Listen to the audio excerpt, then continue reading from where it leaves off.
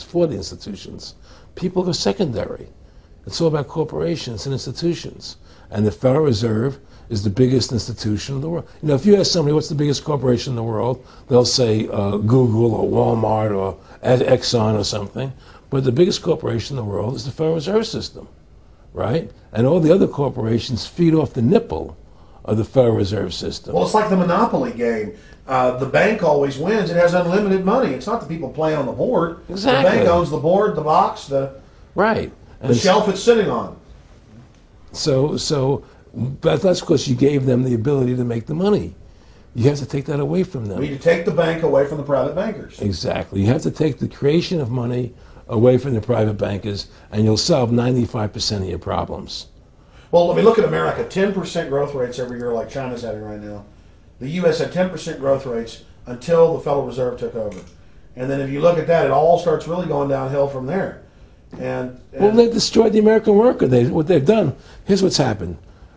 The Federal Reserve has created this massive inflation in America, which means that the American worker has to keep making more money to keep up with the cost of living. The more money they make to keep with the cost of living, the less competitive they become in the world economy. So now what happens is we have to pay our workers so much to keep up with the cost of living. Say, well, screw the American worker. Let's go overseas now and get the cheap labor. But really, that's a war being waged against the middle class. Of course, the bankers print the money. Really, this is a war being waged against the middle class. The bankers print the money. Everything they're doing is about destroying any private pools of wealth or independence. Yeah, but what I'm trying to say is, because of the inflation that they've created, they've now allowed other countries to outcompete us. You see, because other countries don't have to pay as much money as we have to pay here to our workers to survive. Yes.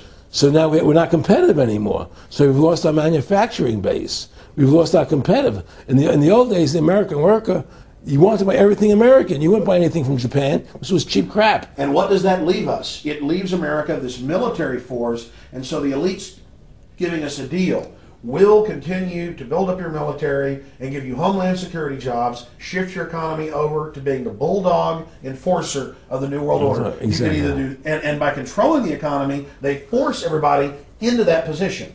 That's exactly correct. That's exactly correct. And there's no more manufacturing here. We're a service economy. We do nothing. We provide nothing. We provide nothing to the rest of the world anymore. Well, first of all, Freedom to Fascism is a movie that everybody should see, because we show the fraud of the income tax. We show how judges put people in jail for no reason. We show the corruption of the justice system, and we show how the Federal Reserve came into being and how it's controlling society, and how all the central banks of the world are working together through the Bank of International Settlements in Switzerland, which is the central bank for all the central banks, and how they all work together to create this one world government, the one world order, which is what they're trying to do.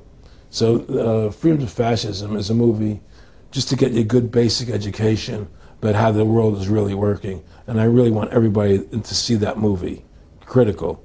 In terms of the CFR, in terms of compartmentalization, I mean, there are many good people, I believe, that are part of these organizations who don't even understand what the organization's really about. People like when I was in Germany doing cancer treatment, there was a gentleman there who was visiting a friend of his who had cancer, and he was a member of the CFR, and we were talking, and I showed him the movie. He said, "Oh my God, I'm going to resign. I had no idea this is what CFR was about." He had no idea. He was just a nice guy who thought he was in this prestigious organization. Yeah, a lot of it's about getting good people, and so you can watch them. Keep your friends close, your enemies closer. Well, no, it wasn't even that. It was, a lot of people join the CFR because they think it's a prestigious organization.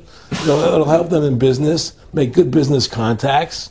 They didn't have an understanding that the CFR is really about world domination, about how they and the Trilateral Commission, the Bilderbergers all work together, with the banks to control the people. A lot of them don't understand that. They don't see the big picture. Oh, it's CFR, it's a prestigious organization. I'll meet this one, I'll meet that one. I can do good business deals out of it. It's just business to them. The CFR wants to get the people in there that have influence and power, you know, and so they're part of that. So they're not opposing them, you know. It's like the whole country today is becoming the haves and have-nots. You're getting the very, very wealthy, the middle class is being destroyed, and you're getting the poor people.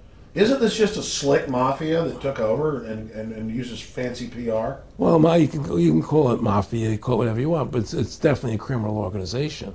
There's no question about it.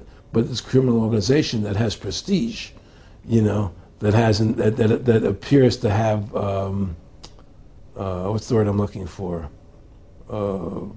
Class, style. You know, it's like, you know, respected. It's respected. People don't look at it as being a criminal organization. That's what a great job they've done. You know, people look at Alan Greenspan as being a hero.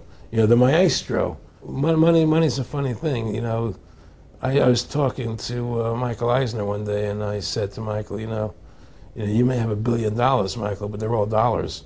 You know, if the dollar goes bad, how much money are you going to have? You know, and that's the thing. You know, everything is denominated in dollars. Everybody thinks in terms of dollars, but the dollar has no value. And then someday it's you know, everything returns to the mean. Well, really, the whole universe, financial universe we live in, is a matrix fraud. Yes, it is, and that's why it's going to come crashing at some point. And they're going to try and hold up as long as they can. I mean, whenever they want to manipulate the markets, they can. If they want to send the price to go down lower, they can. If they want to send the stock market up, they can.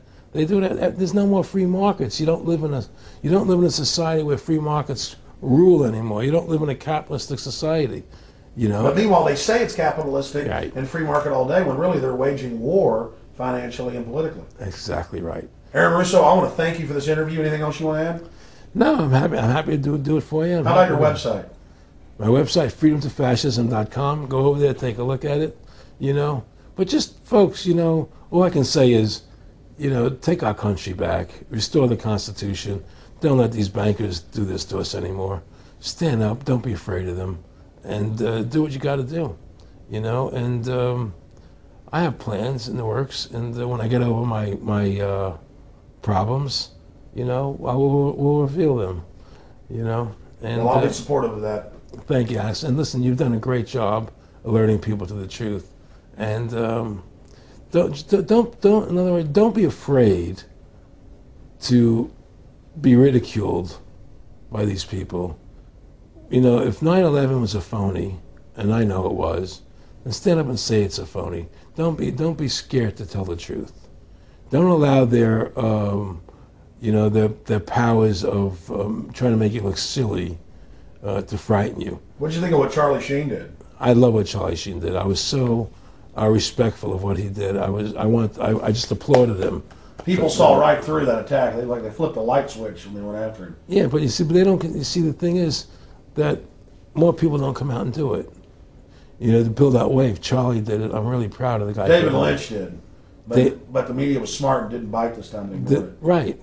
I mean, a few people have, but they're not picking up on it because they control the media. James Brolin did on The View. I heard that as well. But again, they're not picking up. Barbara Walters looked like she's about to have a heart attack. But they don't pick up on it. You see, they don't allow it to go anywhere.